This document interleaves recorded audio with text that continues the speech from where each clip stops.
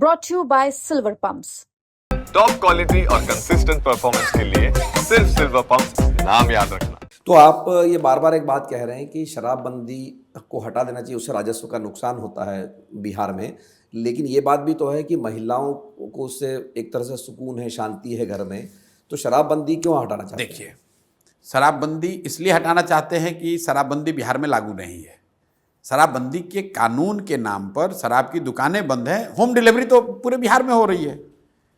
दूसरी बात, ये जो गलत शराबबंदी कानून है, जिसमें दुकान बंद और होम डिलीवरी चालू, इसकी वजह से करीब करीब 15 से 20 हज़ार करोड़ का सरकार का नुकसान हो रहा है, लोगों का नुकसान हो रहा है। इसका असर क्या, ये पैसा कहाँ जा रहा है? ये पैसा जा रहा है भ्रष्ट शराब माफिया के पास, अफसरों के पास, नेताओं के पास। इसका असर जनता पे क्या है? बिहार में डीजल और पेट्रोल 8 से 10 रुपए यूपी के मुकाबले महंगा है। क्यों है? यहाँ पर आप जमीन रजिस्ट्री कराने जाइएगा, रेंट का कॉन्ट्रैक्ट बनाने जाइएगा, हर चीज महंगी है। क्यों? क्योंकि उस राजस्व को कंपनसेट करने के लिए सरकार जनता से ही तो वसूल रही है। तीसरी बात, अगर ये लागू होता तब तो जमीन पे कुछ फायदा है, ये लागू है ही नहीं।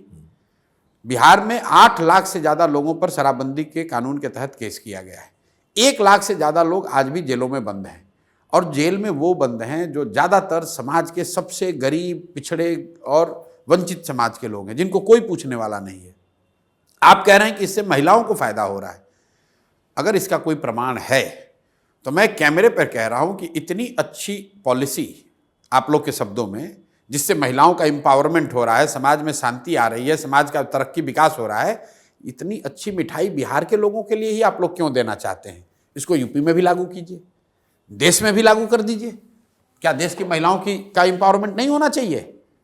तो ये भाजपाई जो हैं या दूसरे जो भी आप लोग आकर विद्वान लोग बता रहे हैं कि बिहार में महिलाओं को इससे लाभ मिल रहा है, तो बिहार के महिलाओं को ही लाभ क्यों मिल रहा है भाई? आप लोग यूपी और देश की महिलाओं को क्यों वंचित कर रहे हैं? वहां भी शराबबंदी लागू कर दो, सारी महिलाओं को लाभ मिलना चाहिए। मेरे भाई, दुनिया में कोई ऐसा प्रमाण नहीं है कि शराबबंदी का कानून बनाकर सामाजिक राजनीतिक विकास किया जा सकता है। और अगर है, और अगर बिहार में उसको करके देखा गया है और आप लोग कन्विंस हैं, जो भी कन्विंस है, उसको मांग करनी चाहिए कि पूरे देश में लागू करो। नहीं तो महिलाओं की चूंकि बात नहीं, पूरे देश में क्यों? आप मुझे इसका जवाब दीजिए ना। कभी आपने मैं निजी रूप से मैं ठीक नहीं मानता हूं इसको, क्योंकि जहां भी हुआ है उसका कोई परिणाम, गुजरात में भी शराबबंदी रही है। बिल्कुल नहीं, मैं दूसरी बात कह रहा हूं। आप जब भाजपा नेताओं का इंटरव्यू करते हैं तो तथ्यों को बात छोड़ दीजिए। मैं तो सिंपल बात यह कह रहा हूं कि मान लो भाई तुम सब कह रहे हो वही अच्छा है, शराबबंदी बहुत अच्छी है। अगर अच्छी है तो ये अच्छी चीज, अच्छी पॉलिसी सिर्फ बिहार के लोगों के लिए ही क्यों है? इसको यूपी में क्यों नहीं लागू किया जा रहा है? इसको पूरे देश में लागू क्यों नहीं किया जा रहा है? और अगर देश में लागू नहीं कर रहे हो, इसका मतलब कोई गलत है, तो गलत से बिहार के लोगों को क्यों प्रताड़ित कर रहे हो भाई? सिंपल बात है। महिलाओं की हम बात कर रहे थे, तो पिछले 2-3 वर्षों में एक फॉर्मूला सा चल पड़ा है कि महिलाओं को पैसे दे दीजिए और आप चुनाव जीत जाएंगे। देश के 14 राज्यों में पैसे दिए जा रहे हैं, और अब राष्ट्रीय जनता दल ने भी कहा कि 2,500 रुपये हम प्रति माह जो है महिलाओं को चुनाव में देंगे। अभी एनडीए की तरफ से भी उम्मीद की जा रही है इस तरह की कोई पॉलिसी आएगी कि पैसे दे लो और वोट ले लो। तो ये, इस पर आपका क्या? 2 बातें हैं। पहली बात तो जो लोग सरकार में हैं, एनडीए, अगर वो महिलाओं को पैसा देना चाहते हैं तो मैं तो उसका स्वागत करूंगा, करना चाहिए। बिहार में अभी ऐसी कोई स्कीम नहीं है। 18 साल से ये लोग सत्ता में हैं जी। तो अगर चुनाव के 2 महीने पहले ये लागू करेंगे तो स्वाभाविक है जनता देखेगी कि 18 साल से तुमको ये समझ में नहीं आ रहा था, अब तो वोट खरीदने के लिए पैसा दे रहे हो। दूसरी बात, जो आपने आरजेडी की बात कही, आरजेडी तो ऐसा दल है, इनके नेता कुछ भी कह सकते हैं। देखिए, कहा तेजस्वी यादव ने, जब हम लोग 9th फेल कहते हैं तो लोग कहते हैं काहे मजाक उड़ाते हैं। ये आदमी कह रहा है कि 2,500 रुपया हम हर महीने बिहार की महिलाओं को देंगे। बिहार की आबादी के हिसाब से करीब 6.5 करोड़ महिलाएं हैं। अगर 18 साल से कम उम्र के बच्चियों को हटा भी दें तो करीब करीब 4.5-5 करोड़ महिलाएं होती हैं। 5 करोड़ महिलाओं को अगर आप 2,500 रुपये महीना देंगे तो करीब करीब 1.5 लाख करोड़ रुपया आपको साल में चाहिए।